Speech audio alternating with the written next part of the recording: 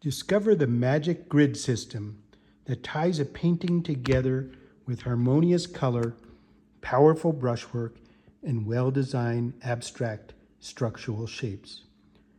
Direct the viewer from the first mark we put on the canvas with intent, using our intellect and intuition.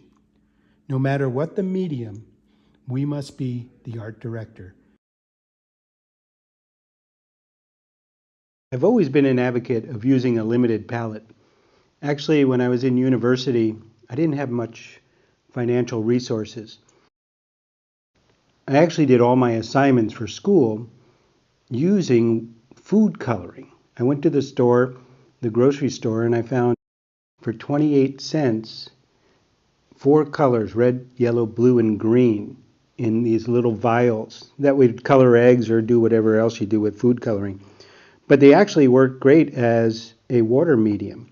So I did all my assignments with that, and I learned how to use just very limited colors to get all the color relationships that I need in painting. And since I've been painting in oils for the last 40 years, I actually have been using only about 3 or 6 colors to do all my paintings.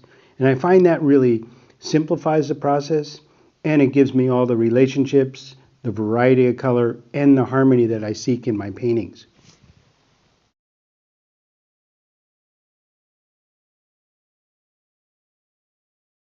First things that people think about with watercolor, it's so difficult, especially because we can't change watercolor.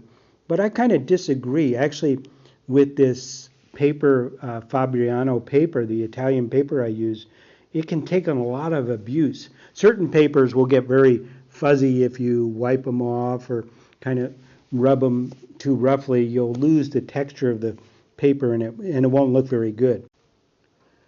For me, as a plein air painter and a world traveler, I especially enjoy the adventures of rural regions. So I decided watercolor might be a good medium for me.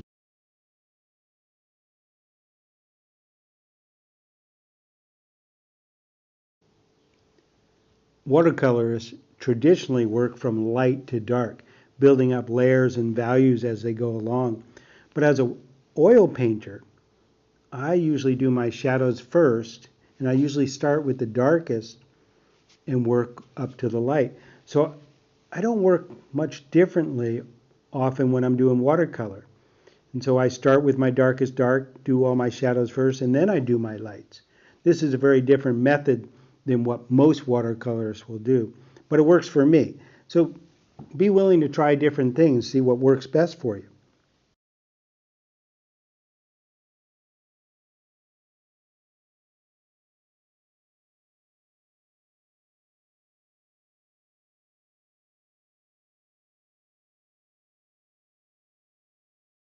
Besides the 6 or so colors I use, I don't use any opaque white, or I don't use any masking fluid.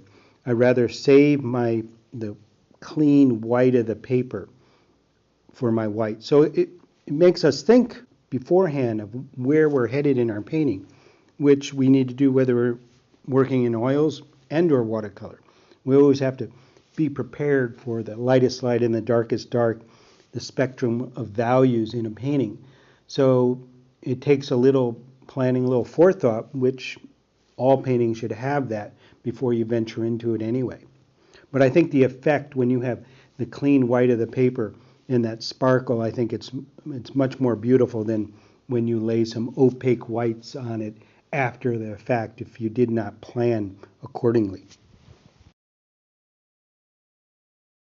I had the pleasure on one of my trips to go into this very old, 100-year-old tea house. And it was almost like stepping back in time, and there were so many people in there enjoying playing cards and mahjong and just visiting with each other. So I went over there and asked him, hey, do you mind if I paint your portrait? And he said, yeah, as long as he doesn't have to pose. He was meeting and greeting his friends and doing his thing, drinking his tea and smoking his cigarettes. So I sat across from him and had my tea and worked while he was doing his thing. It's challenging, but it's more alive. And, we get to visit with people and talk with them as we're doing it, get to know them. It just makes for an experience better, or in addition to the final product. We have a memory about what we did, and that's something, whether we sell the painting, we still have that memory to cherish. So I did a tiny little painting, but I have a great big memory because of it. These geometric lines become the abstract structure that underlies our realistic image.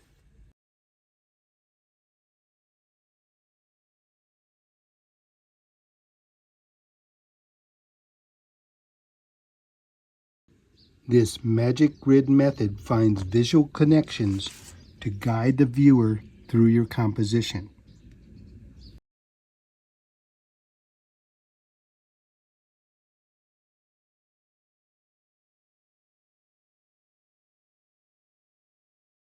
Plein air painting has many challenges, one of which is the distractions. But it's amazing how once we get focused, I think we really truly live in the moment as we're plein air painting. We are focused on this exact second, this exact color note as we're looking out in front of us. And to be so focused, we cannot be distracted by what's going around us.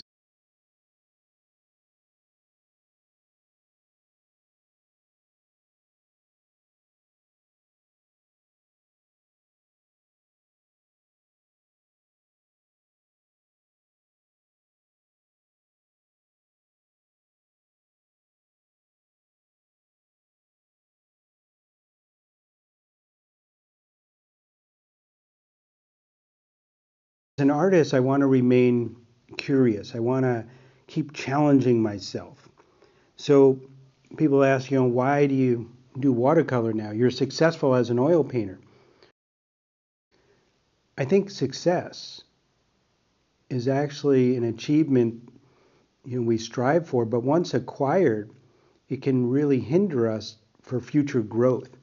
So I always find ways to keep my own interest, whether it's doing watercolor or doing sculpture, as I just recently got into, and traveling is the big thing that always provided me with lots of inspiration, with new ideas, with new adventures, with meeting new people, always seeing something unexpected, keeping my enthusiasm as an artist. I think the life of an artist is much more than the actual product, the art that we create. It's actually the life created by living the journey as an artist. It's about the people we meet and the things we create together. Doing a portrait, I find that we're actually making that together. The person posing is, a key part to the final product. And I think living the experience and meeting the people, that's what gives me joy, and it gives my life purpose.